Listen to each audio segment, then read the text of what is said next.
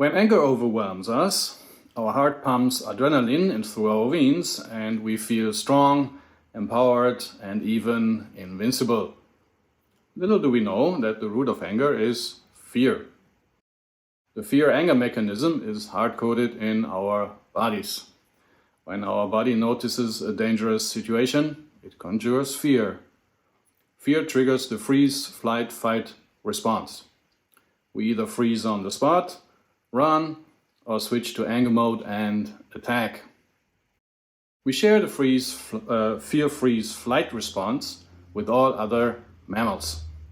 Our body's ability to recognize dangers and conjure fear has evolved over millions of years.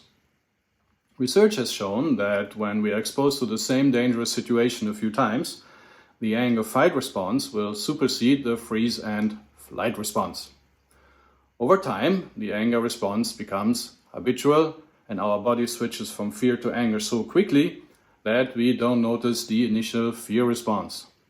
That's why many people are not aware of the fear that underlies their anger. Besides danger, losses trigger fear too.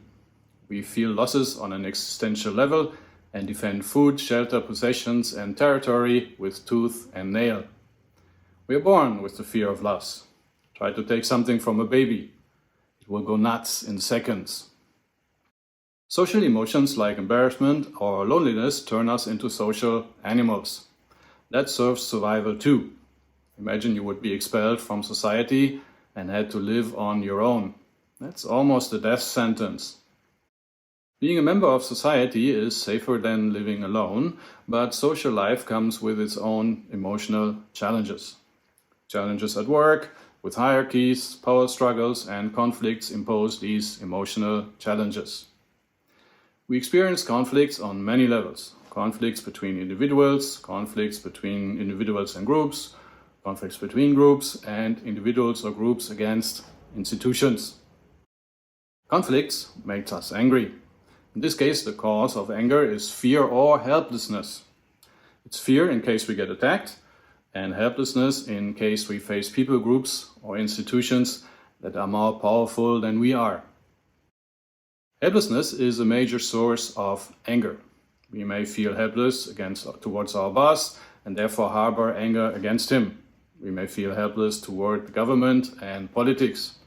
And we may feel helpless towards our spouse, even towards our children.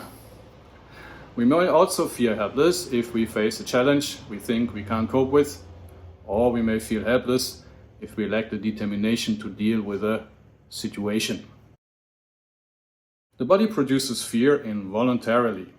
We can't stop the body from conjuring fear, but we can ignore it. We can ignore fear because we are immortal souls that are only linked to our bodies through the ego. We can remove ourselves from this link by an act of will. We can tell ourselves, my body is having a fit. I'm not my body.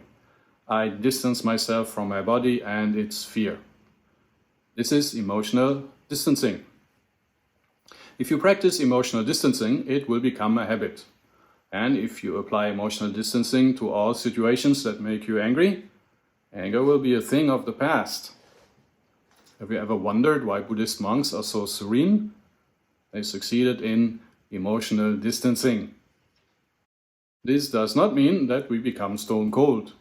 We can still cultivate feelings which come from the soul, like happiness, sense of beauty, a sense of purpose, gratitude, and love. Love is the mother of all feelings. That's why all spiritual traditions encourage the cultivation of love and other feelings at the expense of emotions. It helps if we become conscious of the technicalities of the anger response and trace anger to its roots whenever anger occurs. The root of anger is either fear or a sense of helplessness. Is the fear really justified? Are we really helpless? Of course, if you find yourself in real danger, let the fear pump up adrenaline and get the hell out of there. A long time ago, I read a story about a Stoic who lived in Pompeii in 79 AD, when Mount Vesuvius erupted. I think it was Pliny the Elder. Unlike the others who ran for their lives, Pliny remained serene, collected his most important possessions, and walked calmly to safety. Well, he died on the way. The serenity of Stoics and Buddhist monks work only in a safe environment. That's why Buddhist monks live in cloisters. Thank you for watching this episode of Enlightenment Bites. I hope you discovered an inspiration or two. Please help to spread the light with a like and a share. And don't forget to subscribe. Love and light.